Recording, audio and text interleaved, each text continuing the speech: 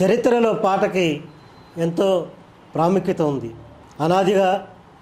అనాది కాలంగా వస్తున్నటువంటి ఆచారం. సమాజాన్ని కదిలించడానికి, సమాజంతో పాటు కదిలేది పాట.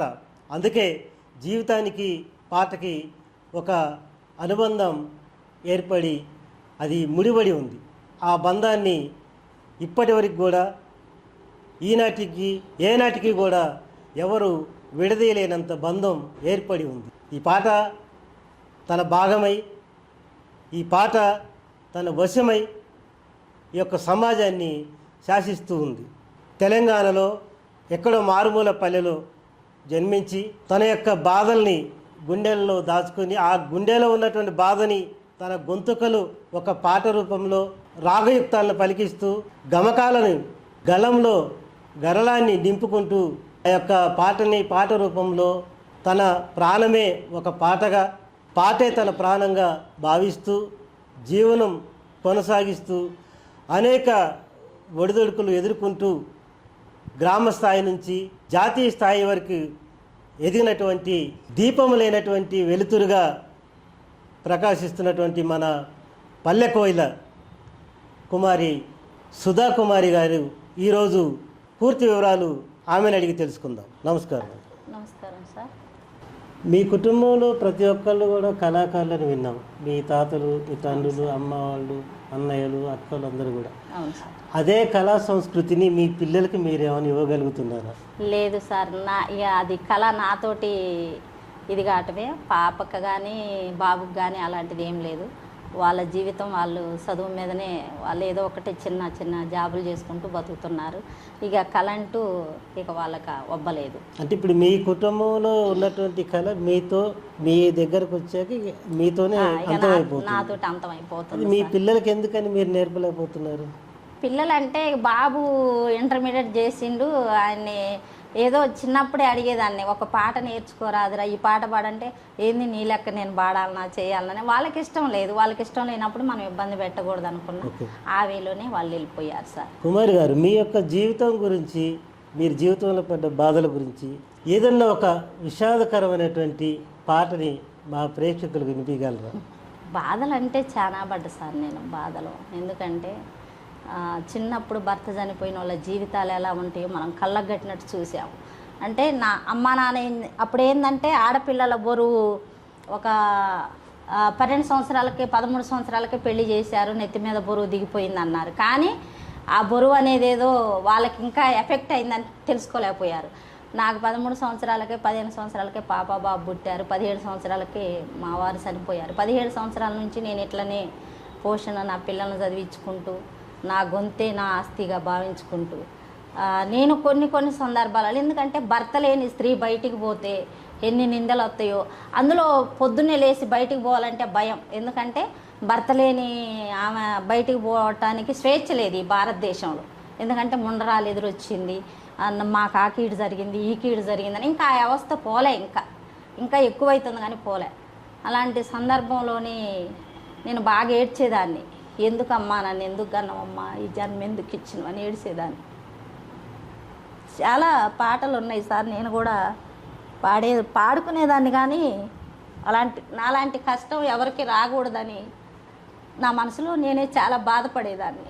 అయ్యో దేవుడా ఎందుకు ఇచ్చినావు ఆడ జన్మ నాకు, బ్రహ్మదేవుడా ఎట్లా రాసినవు పాడురాత నాకు, బ్రహ్మదేవుడా ఎట్లా రాసినవు పాడురాత నాకు, 16 ఏళ్ళు నిండక ముందే పెళ్ళి చేసుడాయే, ఇష్టమున్నదా లేదా బిడ్డని నన్ను అడగరాయే, నా వీడు చూడరాయే, అట్లో ఇట్లో పెళ్ళి చేసేనని అయ్య మురిసిపాయే, నా అవ్వ మురిసిపాయే, నెత్తిన భారం నేలకు దిగనని నన్ను మరిసిరాయే, నరకాన తోలిరాయే.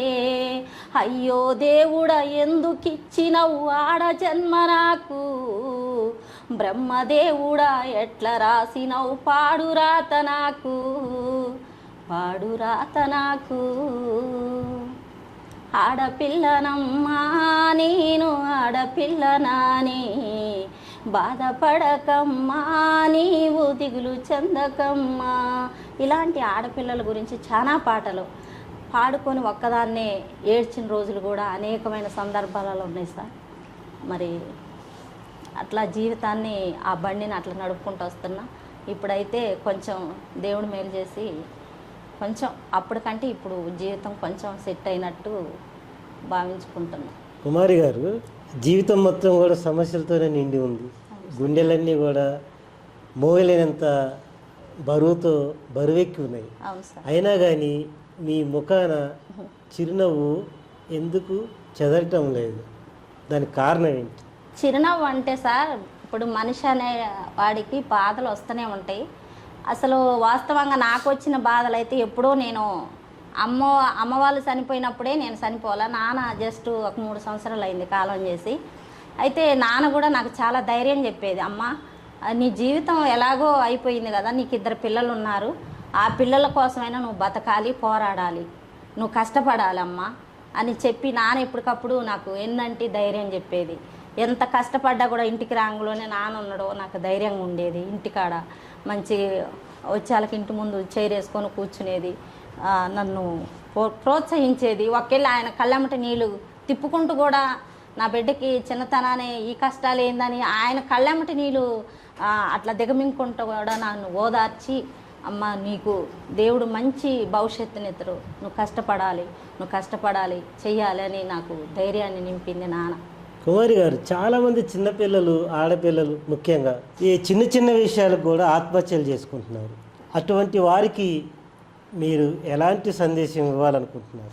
చిన్నపిల్లల ఆత్మహత్యలు అంటే ఒకటి సార్, ఇప్పుడు మనము ఆడపిల్ల పుట్టిందంటే ఏదో భారంగా గుండెల మీద కుంపటాల భావిస్తున్నారు.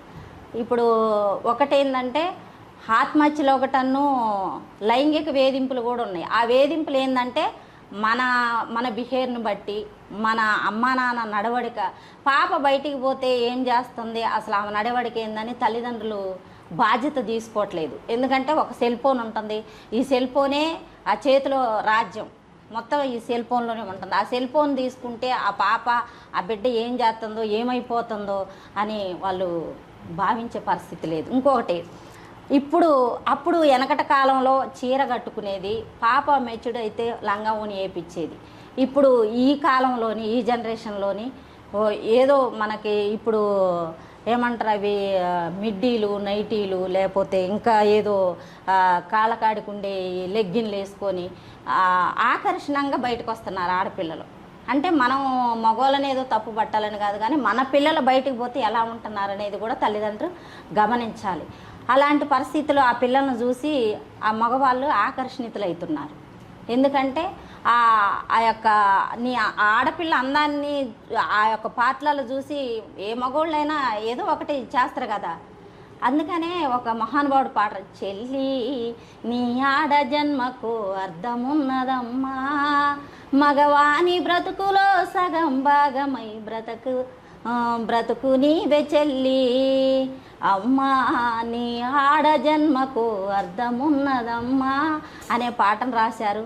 ఇంకొక పాట ఏంటంటే, మన సంస్కృతి హీనంగా బహుఘోరంగా దిగజారిపోతుంది, దారి తప్పే పోతుంది, చలనచిత్రాలల్లా స్త్రీలు చిత్రంగా వేస్తున్న వేషం, మోకాళ్లకు పైన మిడ్డీలు మోడలంటూ వేస్తున్నారే, ఉల్లిపొర చీర ఒళ్ళంతా కనబడే జాకెట్లే పేషనాయే, నాడు విదేశ వస్త్రాలు వద్దన్న దేశం మళ్ళీ ఇమ్మని మొండికేసే, ఇక కోకలు రైకలు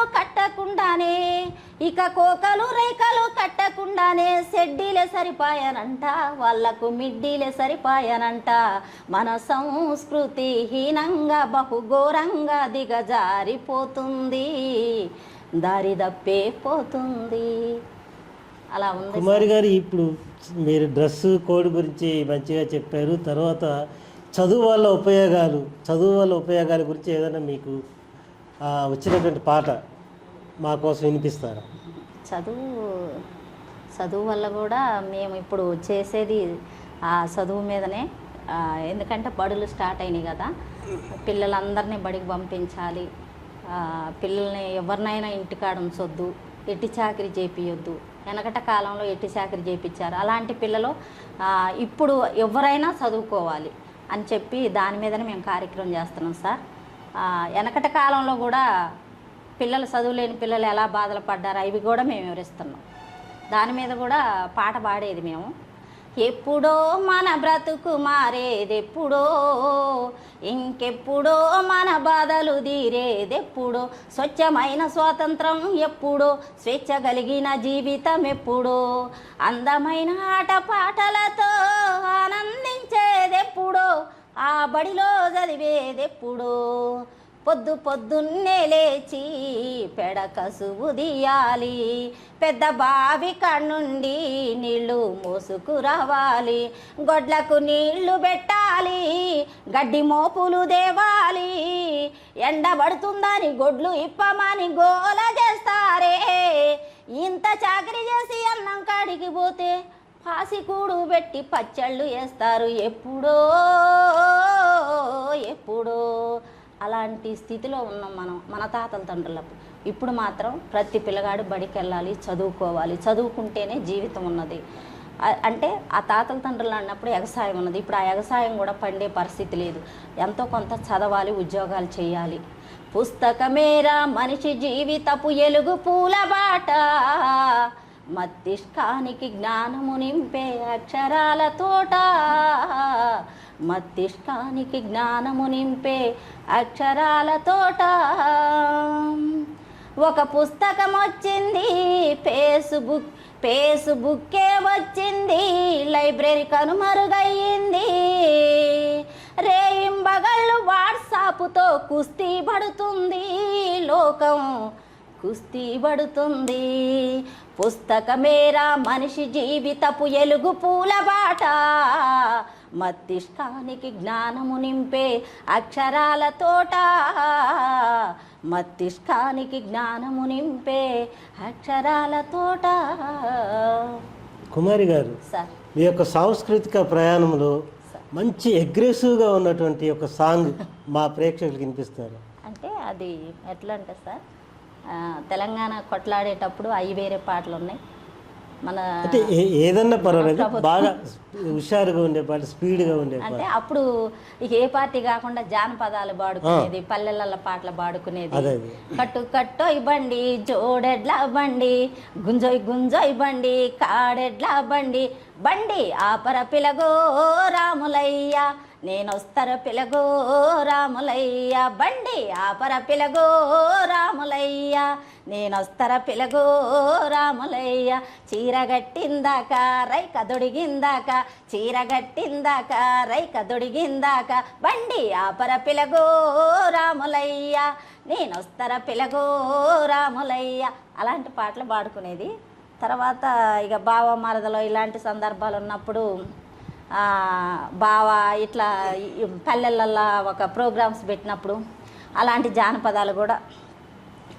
బాయిలో బచ్చాలి కూర అంజయ్య, నేల బారే నెల్లి కూర, వాళ్ళు కొమ్మల్ల సింత సిగురు అంజయ్య, వండి పెడతా వైపు తిరుగు, అరే నల్లాటోడే వన్నెగాడు అంజయ్య, నాలుగేళ్ళ ఉంగరాలు, ఉంగరాల కురులు చూసి అంజయ్య ఉండానంటాది దాని మనసు, బాయిలో బచ్చాలి కూర అంజయ్య, నేల బారే నెల్లి కూర, వాళ్ళు కొమ్మల్ల సింత సిగురు అంజయ్య, వండి పెడతా వైపు తిరుగు. అలాంటి పాటలు జానపదాలు చాలా ఉన్నాయి సార్, చాలా పాడుకునేది. తెల్లవారులు పాడిన వద్దనకుండా పల్లెటూర్లలో చూసే జనాలు కూడా ఉన్నారు. కుమారి గారు సార్, అనేక బాధలు, అనేక కష్టాలు ఎదుర్కొంటూ సార్ మీ యొక్క సాంస్కృతిక ప్రస్థానాన్ని కొనసాగిస్తూ మీరు ఇంకా ముందు భవిష్యత్తులో మరిన్ని విజయాలు సాధించాలని శబ్ద తరంగిణి అనే కార్యక్రమంలో మీరు ఎన్నో ఉన్నత శిఖరాలు అందుకోవాలని కోరుకునే వాళ్ళలో మేము ఒకళ్ళు. మీ అభ్యున్నతికి పాటుపడటానికి మా ఛానల్ ఎప్పుడు మీ ముందంజే ఉంటుంది. ఏ సహాయ సహకారాలు కావాలన్నా మా వంతు కృషి మేము మీకు చేస్తామని తెలియజేస్తూ సెలవు తీసుకుంటున్నాం. చూశారు కదా మన యొక్క పల్లె కోయల నోట వెంట వచ్చినటువంటి రాగాలు, గమకాలు, బాధలు. ఇలాంటి పల్లె కోయల్ని, ఇలాంటి గాయకురాలని మనం సన్మానించుకోవటం కానీ, గౌరవించుకోవటం కానీ ఎంతైనా అవసరం. ఇది అవసరమే కాదు, అది మన యొక్క సామాజిక బాధ్యత. మరొక్కసారి శబ్ద తరంగిణిలో మరొక కళాకారునితో మళ్ళీ కలుద్దాం.